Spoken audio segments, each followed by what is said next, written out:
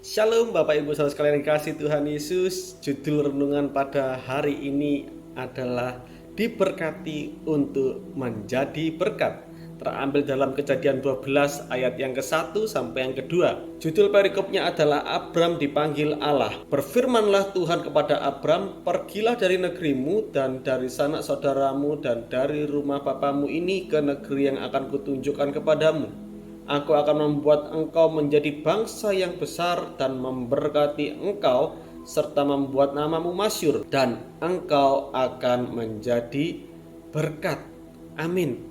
Bapak Ibu Saudara sekalian dikasihi Tuhan Yesus, banyak orang yang ingin hidupnya diberkati. Hampir semua orang pasti mau untuk diberkati. Dan mungkin hampir semua orang Kristen yang pernah berdoa meminta berkat dari Tuhan. Tapi berapa banyak orang yang berdoa agar hidupnya bisa menjadi berkat? Saya yakin jumlahnya pasti lebih sedikit dari orang yang berdoa meminta berkat tadi ya. Padahal firman Tuhan tadi menunjukkan bahwa Tuhan memanggil Abraham, memberkatinya untuk menjadi berkat. Tuhan memberkati Abraham dengan harta dan kekayaan yang banyak, dan hidup Abraham juga menjadi berkat bagi banyak orang. Jadi agar kita diberkati, maka kita harus siap untuk menjadi berkat bagi orang lain. Karena tujuan Tuhan memberkati kita agar hidup kita itu menjadi berkat bagi orang lain. Tetapi jangan kita membatasi berkat Tuhan itu hanya yang bersifat materi saja, agar kita ini jangan terjebak pada situasi di mana kedekatan kita kepada Tuhan ini hanya untuk memenuhi keinginan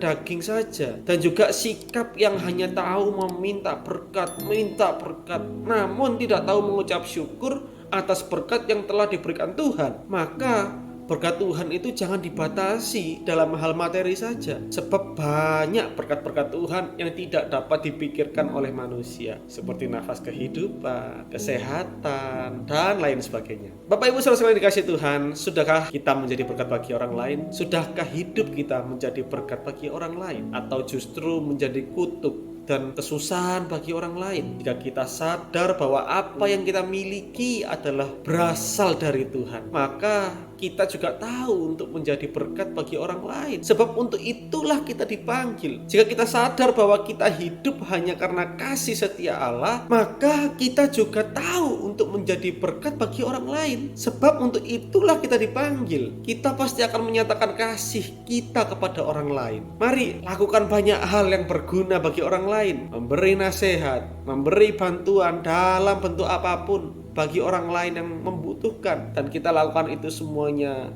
hanya untuk kemuliaan nama Tuhan Yesus saja. Amin. Tuhan Yesus memberkati kita semua.